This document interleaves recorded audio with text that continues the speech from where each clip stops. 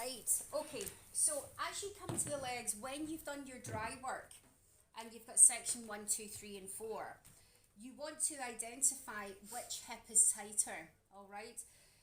Generally, 99% of the time, if the lower back and the hip is tighter on here, this leg is going to be tighter. Okay, so that's how you know what leg to go to. Also, with your client consultation with the client in the beginning, again, if they're specifically saying to you, my leg on this side's absolutely killing me, then you want to go to that leg first and you want to spend a bit more time on it. Okay, so we've worked on our back and now we're coming to the leg.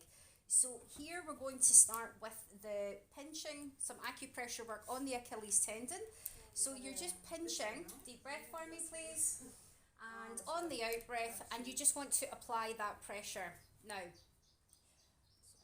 like big sheets like this, underneath all of the muscle tissue you have myofascia, which looks like this. All the muscles are interconnected. So basically, in the back lines, all of the muscle tissue will connect in here. So this acupressure point is beautiful for releasing everything up to here, underneath the arm lines, okay? If the Achilles tendon feels really tight as well, you can also combine it with some rocking. That can feel really good too. And always encouraging the breath with the client. You want to hold that for about 20 seconds. I have a question. If the client comes in and they say like, I have a problem with my leg, it really hurts. Yeah. And they lay down, the leg is the first thing that I do, and after I do back massage, or I start with the back again. No. And then go to the... If she has specifically came to you with a problem with her leg, okay, and it's down the back of the leg, you want to forget the back and you want to start with the leg, okay? You can also work with the foot as well. It's more important to work with feet and legs. Yeah, good question. Thank you for that. Well done. Okay. So now we're going to come on to this area, which sits just like about 1.5 inches just above the Achilles tendon. And this is called the soleus. So this is like a single-handed picking up with dry work, right? So you want to pick it up and you want to squeeze. Okay. That's good. Yeah, when you do this, watch the breathing of the client. Remember, the client will talk to you with their breath. They'll talk to you with goosebumps. If they go, they take a deep breath in, then you know you're working with lots of tension. If that if that soleus muscle is feeling really tight too, again, you can combine it with a bit of rocking. Okay, minimum 10-20 seconds. If it's really tight, you can hold it up to 45 seconds. Okay, we then want to come up to the gastrocnemius. So the gastro sits here and it also sits here. And again, it's a single-handed picking up, and deep breath for me please. And always on the out breath and giving that a nice squeeze. Now, if we have a big fella in and his calves are absolutely massive, you might need to use double-handed picking up to get a proper grip of that. And again, you're combining it with a little bit of rocking if it needs to. Sometimes I do both, sometimes I'll just do a picking up and a squeeze. And releasing. An additional technique that you can use is a compression here as well if this feels really tight.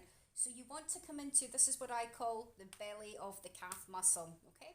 So the belly of the calf muscle is like the central point where it's nice and muscly. So you want to put one hand on top of the other. I'm in a lunging stance, deep breath for me. And on the out breath, my left knee is moving forward and I'm pressing into it. So again, it's not this, girls. Okay, really watch your body mechanics. It's all coming from your core again, and I'm keeping my head up, I'm keeping my spine nice and straight, and I'm just using my own body weight to squeeze into that. So again, I'm pushing down with this compression technique, and the picking up techniques is kind of like a pulling up and squeezing. So again, we're car crashing the muscle tissue. All right, nice. If you feel it releasing, you can give it a bit of rocking. The rocking as well encourages the muscle just to loosen. Remember, it's going to try and leave via the toes.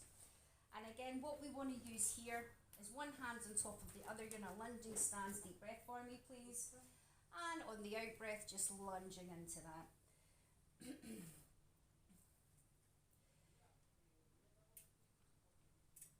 And again, you can hold this for about 10-20 seconds. If it's really tight, you can hold it up to 45 seconds. An additional technique that you can use here, this is the hamstring area, is to now bring the the draped back. And you want to place one hand here, coming to the lateral line, and another hand here, moving from the midline to the abductors. Deep breath for me, please. And on the out breath, keeping arms nice and straight, and you're squeezing that muscle tissue coming out. So that's another way to deepen that out. Doing this, or you're press pressing and then squeeze. That way. Good. Okay. And I like to just give it a little bit of shaking there as you've opened it, and you can rock it as well.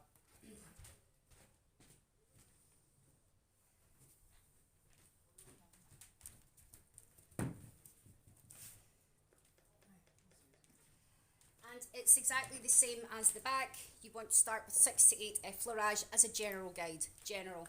You can do more or you can do less. So I'm standing here at the side of the bed, so my back leg is here. I'm not here. This isn't what it is. You're here, okay? And you've got one hand in front of the other, and I'm lunging into it. So my knee takes me there, and then I come back. My knee takes me there, and I come back. 6 to 8 times. As you're working with the oil, you'll start to pick up more information about where she's tight. And yes, she told me earlier on her calf muscles are really tight, okay? With the legs, we can also combine it with some alternate effleurage.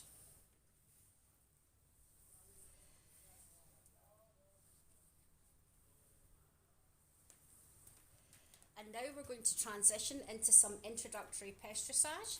So I change my stance now from a lunging stance, and I'm coming into a warrior stance. And I'm using the movement of my hips and my knees, keeping my back straight, my head up. And I'm using, what's this called, Kyla?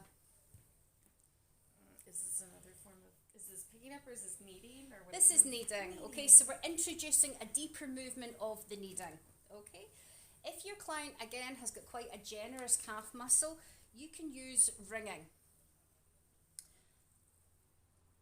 So it's the other way, and that can feel very nice to combine that.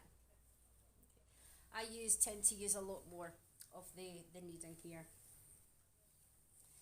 And you keep working with this until you feel the muscle soften.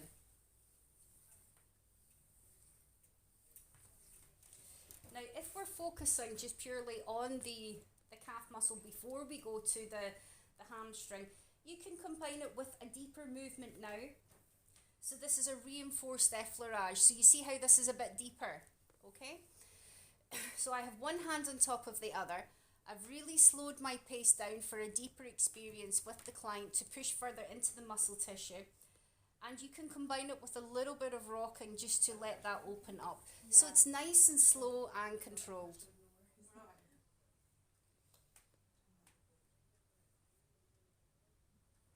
So what I'm doing here is using a sequence, a combination of techniques to bring the muscle into a better state of looseness. Okay? And now I'm coming back with my kneading again. So I'm choosing these techniques and applying them to make sense to loosen the muscle tissue. Okay? Okay. Now this is stroking. Okay, this belongs to the effleurage family as well.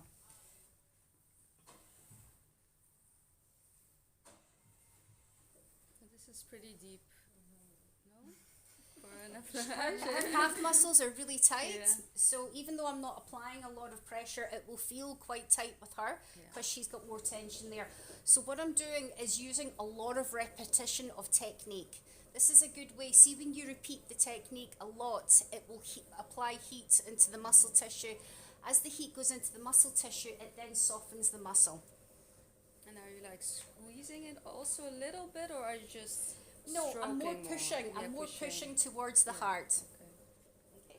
And now coming back and transitioning again, and just coming back into that kneading. Okay. Now that's beginning to feel nice and warm. Can you feel that? So I can physically feel the muscle beginning to heat up.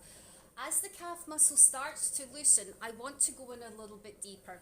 So now we're going to start using frictions, thumb frictions, finger circles. So you want to come in with your smaller tools now. So we want to get into the belly of the calf muscle. So we're going to start here with double thumbs at the Achilles tendon. And we're just coming right up to the center. and stopping at the belly of the calf muscle. I'm in a nice lunging stance, and we're working with digital thumb circles. So this is pressing into the gastrocnemius. We could also call gastrocnemius gastro for short. And again, I'm picking up where is it tight, where is it loosening. As it loosens, effectively you want to move down to the soleus and then start with the thumb stripping. As I'm working here, I'm actually feeling she's very tight here on the inside of the gastro. I'll show you a separate technique you can use there. So you see the way now I'm incorporating my thumb circles. As it loosens, I'm going to penetrate deeper now with some thumb stripping, and to make it even deeper you can rock at the same time. That just helps to break it down a little bit. Now, this muscle here is the internal gastrocnemius. Normally this is very soft, all of the muscle tissue coming up here. So we need to be careful with this. It's not a good idea to really put too much pressure because it's softer muscle tissue. So we can do a mini version of kneading. So I'm not kneading the full area, I'm kneading the internal part of the gastro. That's a good way to loosen that off. If you are using digital thumbs with the internal gastro, take it easy. Don't be pushing too hard into it, you'll bruise your client. And also because it's more sensitive, they'll react, you'll see them jumping. Okay. So I'm just using some nice digital fingers here where I'm pulling the attachments away from the shin bone at the front. And I'm pulling it towards me. Again, this is a safe way just to loosen the muscle tissue. That feel nice? Yeah, I can feel really nice. So I'm not really putting too much pressure with her. I'm just repeating the techniques over and over. And what I want to say is encouraging the muscle to release. We don't force the muscle. We have to always work with the feeling of it and what technique do we use. Now, I've given it quite a bit of work there. So now that I've worked it, what am I going to do now? Give it some love. Beautiful! That's it. Give it some love. Okay, so I'm coming back in with the effleurage family, but I'm deepening it, okay? It's not nice and soft. So this is a bit of a steamroller effect as well. So after you've worked it, you want to smooth it down with your steamroller. You wouldn't use loose knuckles, okay? Here, you can also use forearms on the calf muscle. But again, when would we use forearms on this calf muscle, Leontina? If somebody's very big. Yeah, it can be if they're big, but also you would use it nearer the end once you've really loosened the muscle tissue off. If you want to push it just that little bit more, then you can come in with the forearm, okay? Is that the same as yesterday for the back? You would do forearms towards the end after it's all warm, or? Yes, once you've loosened the muscle off for a deeper experience, use your forearms, or as Leontina says, if we've got some big guys, like you'll meet them on Friday, I don't know who I've put them in with yet, and you're like, well, there's no way that just my hands are going to be effective for these people. You want to go in then with your forearm. Okay. So basically what you need to know for a deeper experience, use the forearm, okay? So I'm pulling it back now again, a little bit more lighter with some more stroking techniques that belongs to what family, Evelina? This is effleurage. Stroking, feathering, effleurage family. Nice. Okay, so now I'm going to give it some work because I've pulled back. I'm going to go back in and push the muscle tissue open again. So again, I'm tracing it back up to the belly of the calf muscle, repositioning myself. And that feels just nicer. It's definitely a bit smoother now. And I'm working now towards the soleus. So we're further here. You don't want to press right into the Achilles tendon, okay? So your thumb stripping comes from, remember I said here, you've got 3 imaginary lines that come round here as a rough guide. It's the same here as well. But you've got band 3, band 2, band 1. And it's 3 lines that come here. We don't want to work with 3 lines here and get too involved with too much work here because why, Kyla? It's soft. Yeah, okay, so you don't want to do the deep penetrative work there. It's more stroking, and use of fingers and effleurage and the kneading technique. So here you've got your 3 imaginary lines. So again, it's the thumb stripping. So you would work that 3 times. And then now coming into section 2 and pushing into it 3 times. If you feel it tightening and it needs a bit more, as you're stripping, rock it.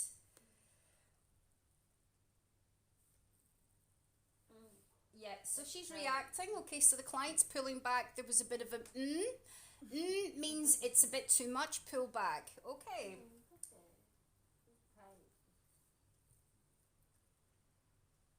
Is that pressure okay for you? Is it too much?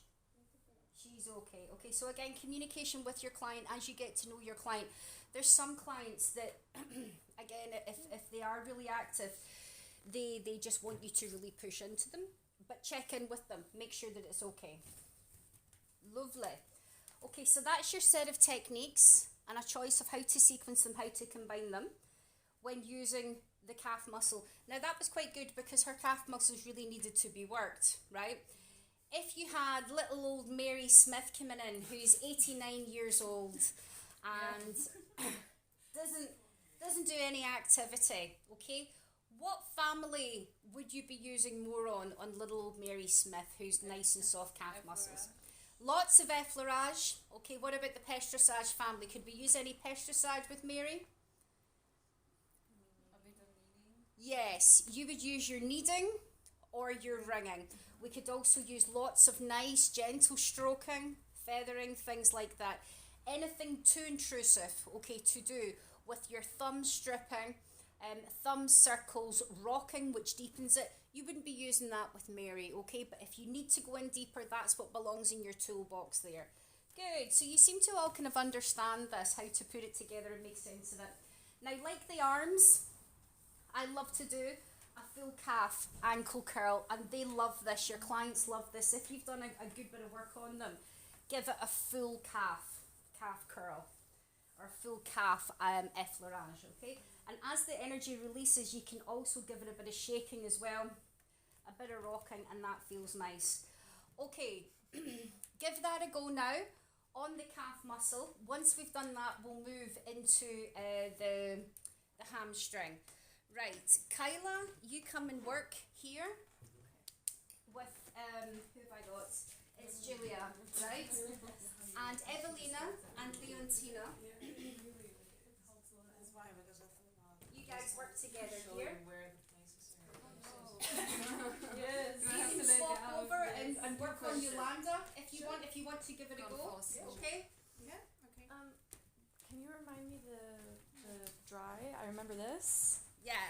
I'll just turn this off. Okay.